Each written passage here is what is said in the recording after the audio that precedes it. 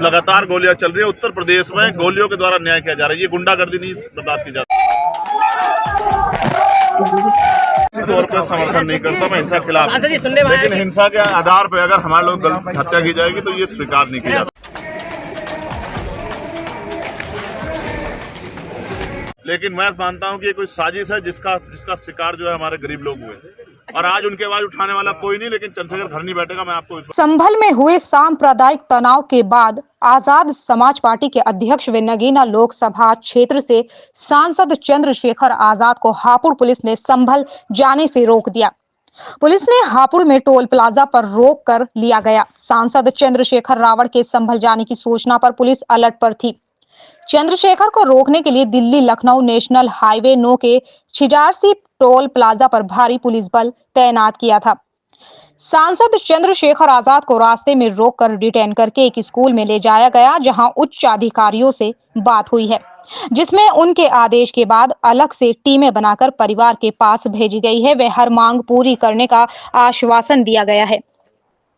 आपको बता दें कि उत्तर प्रदेश के संभल में शाही मस्जिद के सर्वे को लेकर हुए हिंसक घटनाक्रम में 4 लोगों की मौत हो गई। मृतकों के नाम बिलाल उम्र 23 वर्ष, रोमान उम्र 50 वर्ष, नईम उम्र 30 वर्ष व कैफ उम्र 18 वर्ष है। हिंसा में 20 पुलिसकर्मी घायल हो गए हैं। वहीं पुलिस ने 25 लोगों को गिरफ्तार किया है। हिंसा के बाद स्थिति को काबू में करने के लिए संभल कोतवाली इलाके में 30 थानों की पुलिस फोर्स तैनात कर दी गई है। शवों को पोस्टमार्टम के लिए भेज दिया गया है और घायलों का इलाज अलग अलग अस्पतालों में जारी है। बवाल के बाद 1 दिसंबर तक बाहरी व्यक्तियों के संभल में प्रवेश पर रोक लगा दी गई है। डीएम राजेंद्र पेंसिया ने बताया कि बाहरी व्यक्ति, सामाजिक संगठन और जनप्रतिनिधियों के जिले में आने पर रोक लगा दी गई है। मृतकों के परिवार से मिलने जा रहे सांसद को हापुड़ में पुलिस अधिकारियों द्वारा रोके जाने पर उन्होंने कहा, संभल में खुशी से नहीं जा रहा था। संभल में जो तांडव हुआ है वो किसी से छिपा नहीं है। जिस तरह से पुलिस के अधिकारियों ने जिस तरह से खुलेआम गोली चलाकर, अगर आप लॉ एंड ऑर्डर मेंटेन करना चाहते थे तो पैरों की तरफ भी गोली चला सकते थे, लेकिन कुछ अधिकारी सरकार को खुश करने के लिए सीने पर गोली चलाते हैं, सिर पर गोली चलाते हैं और ये ज्यादातर मामलों में देखा गया है। हापुड़ के पुलिस अधिकारियों उन्हें जाने से रोक दिया। कहा जा रहा है कि उनके वहां जाने से लॉ एंड ऑर्डर बिगड़ जाएगा।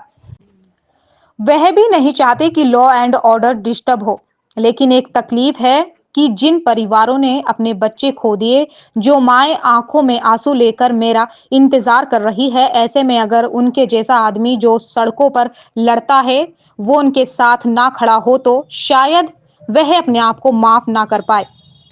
नगीना सांसद ने कहा कि उन्होंने आईजी से कहा है कि आप वहां फिर इन्वेस्टिगेशन करें।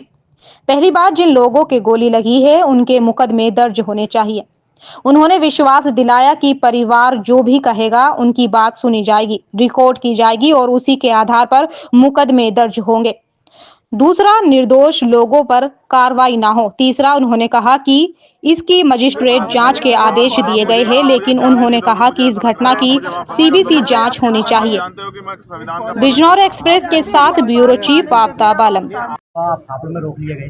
देखिए, संभल में बड़ी खुशी से नहीं जा रहा था। संभल में जो कल तांडव हुआ है वो किससे छिपा हुआ नहीं, और जिस तरह से पुलिस के अधिकारियों ने, जो पीड़ित परिवार द्वारा बताया गया, जिस तरह से खुलेआम गोली चला के, अगर आप लॉ एंड ऑर्डर मेंटेन करना चाहते तो आप पैर की तरफ भी गोली चला सकते थे, लेकिन आजकल कुछ अधिकारी सरकार को खुश करने के लिए सीने पे गोली चलाते हैं, सर पे गोली चलाते हैं, और ये ज़्यादातर मामलों में देखा गया। तो उन पीड़ितों का दर्द सुनने के लिए, क्योंकि सुबह हमने पार्लियामेंट में जैसे सेशन स्टार्ट हुआ हमने इस विषय को उठाया, लेकिन स्पीकर साहब ने सदन स्थगित कर दिया। उनको परमिशन है तो वो अपने अधिकारों का प्रयोग उन्होंने किया। हम अपने अधिकारों का प्रयोग करते हुए, मैं पीड़ित परिवार मिलने जाना चाहता था। मेरी वहाँ के अधिकारियों से बात हुई है। हापुड़ पुलिस का ये कहना है कि आपके वहाँ जाने से लॉ एंड ऑर्डर डिस्टर्ब हो जाएगा। मैं भी नहीं चाहता लॉ एंड ऑर्डर डिस्टर्ब हो, लेकिन मेरी ये तकलीफ है कि जिन परिवारों ने अपने बच्चे खो दिए, जो माएँ आंसू आँख में लेकर मेरा इंतजार कर रही हैं, जिनके परिवारों में शायद कमाने वाला चला गया है, आज उन पे जो बीत रही है, और ऐसे में अगर मेरे जैसा आदमी जो सड़कों पे लड़ता है, अगर वो आज उनके साथ ना खड़ा हो तो शायद मैं अपने आप को माफ ना कर पाऊँ। इसलिए मैं वहाँ जाना चाहता था। मैंने वहाँ के आईजी, डीआईजी से वहाँ कमिश्नर से बात की। उन्होंने मुझसे कहा कि यहाँ जो है मजिस्ट्रेट ने जो है निषेध कर दिया है बाहरी व्यक्ति का आना। मैंने उनसे कहा कि मैं खुशी से नहीं आ रहा हूँ, आप वहाँ फिर इन्वेस्टिगेशन करें। पहली बात, जिन लोगों को गोली लगी है उनके परिवार के मुकदमे दर्ज होने चाहिए। उन्होंने मुझे विश्वास दिलाया कि हमने वहाँ टीम भेज दी, परिवार जो भी कहेगा उनकी बात सुनी जाएगी, रिकॉर्ड की जाएगी, उस आधार पर वहाँ मुकदमे दर्ज होंगे। दूसरा, निर्दोष लोगों पर कार्रवाई ना हो। तीसरा, इस पूरी घटना की मजिस्ट्रियल जांच के और शायद उन्होंने आदेश दिए, लेकिन मैंने इसकी सीबीआई जांच की मांग की, वो भी सुप्रीम कोर्ट की निगरानी में। और चौथा और सबसे इम्पोर्टेंट, जो ऐसे अधिकारी हैं जो सिर्फ सरकार को खुश करने के लिए इस तरह के ऐसे अधिकारियों पर कार्रवाई की जाए। उन्होंने मुझसे ये भी कहा है कि जैसे ही यहाँ के हालात सामान्य होंगे तो हम सबसे पहले आपको यहाँ बुलाएंगे, आप अपनी परमिशन डाल के रखो, लेकिन अभी हालात ऐसे नहीं। मैं समझता हूँ कि जनता को परेशानी नहीं होनी चाहिए, लेकिन आप ये सोचिए, क्या गोली के जरिए विरोध की आवाज़ को दबाना या हत्या करना, क्या ये इस तरह से देश चलेगा? संविधान के आधार पर देश चलेगा। जब इस देश में संविधान के आधार पर देश चल भी रहा है और वर्शिप एक्ट 1991 के अकॉर्डिंग 15 अगस्त 1947 को जो संपत्ति या धार्मिक स्थान जिस शक्ति के आधार पे था, जिसके पास था, जिस स्थिति में था, उसी स्थिति में रहेगा। जब ये ऑर्डर है, उसके बाद हर मंदिर में, हर मस्जिद में मंदिर खोजने की जो प्रक्रिया चली है, ज्ञानवापी में, मथुरा में, अयोध्या के बाद एक ट्रेंड बन गया है। और मैं समझता हूँ कि इससे नौजवानों का कोई भला नहीं हो रहा है, लेकिन नौजवानों की जान जरूर जा रही है। मैं ऐसे अधिकारियों को, अब आप ये बताइए कैसे फेयर है कि एक ही दिन जो है एप्लीकेशन डलती है, उसी दिन जो है पिटीशन दायर होती है, उसी दिन ऑर्डर हो जाता है, उसी दिन शाम में सर्वे कमेटी बन जाती है, बिना दूसरे पक्ष को सुने। ये कैसा न्याय है? आप दूसरे पक्ष को तो सुनोगे ना, बिना दूसरे पक्ष को सुने। मैं भी लॉयर हूँ।